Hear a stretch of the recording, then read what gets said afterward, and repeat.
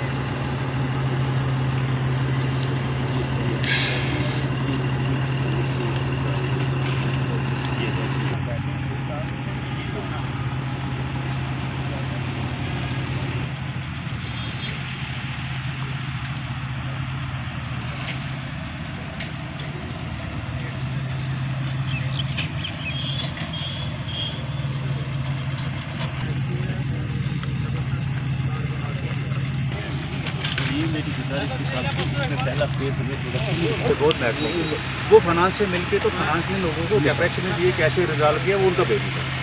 तो एक बढ़िया सी रिपोर्ट दी थी कि ये हुआ था, ये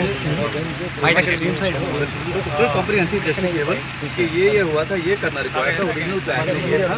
बाद में उस वक्त के जो इक़्तिदार में मंत्री लोग थे ये डिसीजन लिया गया, ये कारस्पॉन्ड हुई, इस वजह से रुका पड़ा है और ये करना रिक्वायर्ड है। मेहरबानी करके फैसला दीजिए ताकि आप पड़ा है ये फैसला लेना आप दीजिए मुझे। बिल्कुल कुछ दिन रोज़ पहले ही मैंने director general youth services and sports का ओहदे पर फाइज हुआ। तो ये एक हमारा इम्पॉर्टेंट फिज़िकल एजुकेशन कॉलेज है जो यूटी का ओनली कॉलेज है। तो मेरी मंशा थी कि आज मैं इसका देखूँ, जायज़ा लूँ। तो आज हम यहाँ आए और जो मुख्तलिफ़ किस्म के डेवलपमेंट के काम चल रहे हैं उनका जायज़ा लिया गया, चाहे वो हमारे सिंथेटिक ट्रैप्स हैं, अलग अलग किस्म के फुटबॉल ग्राउंड है और बाकी सारे काम हैं, उनका जायज़ा लिया गया। कुछ काम हमारे काम स्पोर्ट्स काउंसिल के जो डिवीज़न है वो कर रहे हैं, कुछ हमारे JKPCC कर रही थी, पहले RNB कर रही थी।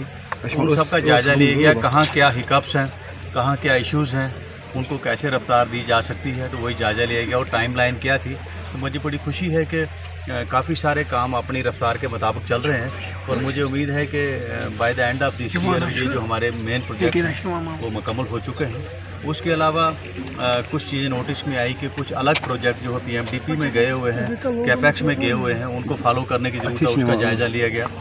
उसके अलावा जो हमारे एकेडमिक जो इश्यूज़ चल रहे हैं उनके बारे में देख रेख की गई, कहाँ क्या है। इसके अलावा जो सर्विस मैटर थे, रिक्रूटमेंट रूल थे और कुछ वैकेंट पोजीशन थी, उनके बारे में बातचीत की गई।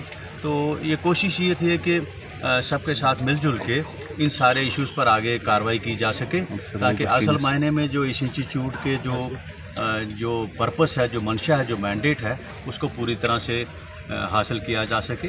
तो इसी सिलसिले में आज का दौरा था। तो मुझे बड़ी खुशी है, मैं अभी थोड़ी देर में बच्चों से भी इंटरेक्शन करने वालों में जानने की कोशिश करूंगा कि असल माने में वो क्या सीख रहे हैं और उनकी और क्या तवक्कुआत हैं, क्या एक्सपेक्टेशंस हैं। तो इसके अलावा जो ये रूरल एरिया में ये हमारा जो ये कम्प्लेक्स पड़ता है, मैं चाहता था, मैंने गुजारिश भी की जो इंचार्ज यहाँ के, कि ज़्यादा से ज़्यादा से लोगों को इसमें सहूलियत होनी चाहिए, लोगों को भी फ़ायदा होना चाहिए, ताकि जैसे जैसे हमारा ये अदारा बढ़े तो आसपास के लोगों में भी डेवलपमेंट हो, उनमें भी शौक़ पैदा हो। और इसके अलावा ये जो हमारा इंस्टीट्यूट है, क्योंकि यूटी का ओनली इंस्टीट्यूट है, तो हमारी ये कोशिश रहेगी कि इंफ्रास्ट्रक्चर के ताल्लुक से और एकेडमिक स्टैंडर्ड के ताल्लुक से ये अपनी हाइट्स अचीव करे, ताकि हम जो सिमिलर किस्म के प्रेस्टीज इंस्टीट्यूट हैं दूसरी रियासतों में नेशनल लेवल पर हम उनके साथ मुकाबला कर सकें। और उससे जो हमारा असल मकसद है स्पोर्ट्स को बढ़ावा देना, फिज़िकल फिटनेस को बढ़ावा देना, अच्छे फिज़िकल इंस्ट्रक्टर कोचेस पैदा करना, वो मकसद हम अचीव कर सकें। सर काफ़ी अरसे से residential quarter, this is one part of story. हमने सारी चीज़ों का जायज़ा लिया और भी बहुत सारी चीज़ें नामुकम्मल हैं, उनकी टाइमलाइन का जायज़ा लिया गया। जहाँ कहीं फंडिंग फंडिंग के हिकअप्स हैं और इंस्टीट्यूशनल कुछ हिकअप्स हैं, जैसे जीकेपीसी से RNB को आया तो कुछ अगर हिकअप्स आए उनको समझने की कोशिश की गई और जहाँ रिक्वायर्ड है उसको दूर करने की कोशिश की जाएगी।